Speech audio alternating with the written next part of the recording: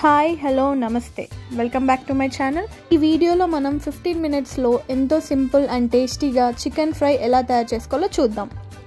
ఇక్కడ మేము తీసుకుంది 1/2 kg చికెన్. సో దాని ప్రాసెస్ చూద్దాం. ఇప్పుడు ముందుగా స్టవ్ వెలిగించి 4 టేబుల్ స్పూన్ల ఆయిల్ వేసుకోవాలి.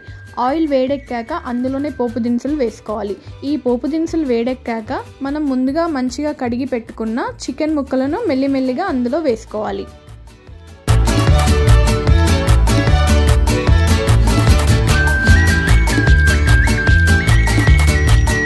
ఇప్పుడు ఈ ముక్కలు వేగుతున్నాయి కదా, ఇందులోనే 1/2 టీ స్పూన్ పసుపు వేసుకోవాలి. రుచికి సరిపడా లేదా 1/2 టీ స్పూన్ ఉప్పు వేసుకొని బాగా కలుపుకోవాలి. ఈ పసుపు ఉప్పు ముక్కలకంతా పట్టేలా బాగా కలుపుకొని మూత పెట్టుకోవాలి. ఒక 10 మినిట్స్ పాటు దాన్ని ఉడకనివ్వాలి. 10 మినిట్స్ తర్వాత ఏంటో ప్రాసెస్ ఇప్పుడు చూద్దాం.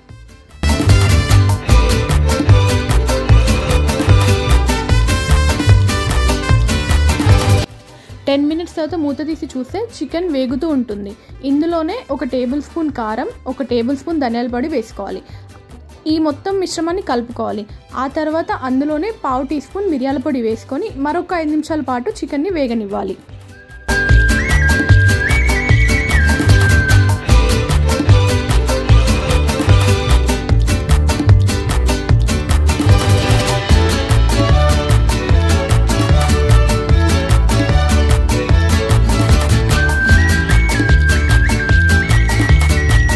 ఐదు నిమిషాలు అయిపోయిన తర్వాత మూత తీసి చూస్తే చికెన్ మంచిగా వేగి ఉంటుంది. ఆయిల్ పైకి తేలుతూ ఉంటుంది. సో చికెన్ రెడీ అయిపోయింది. ఇందులోనే కొత్తిమీర వేసుకొని స్టవ్ ఆఫ్ చేసుకోవాలి. సో చూసారు కదా, ఎంతో ఈజీగా అండ్ సింపుల్గా 15 మినిట్స్లోనే చికెన్ ఫ్రై ఎలా చేసుకోవాలో మీరు కూడా ఒకసారి ఇలా ట్రై చేసి చూడండి. చాలా బాగుంటుంది.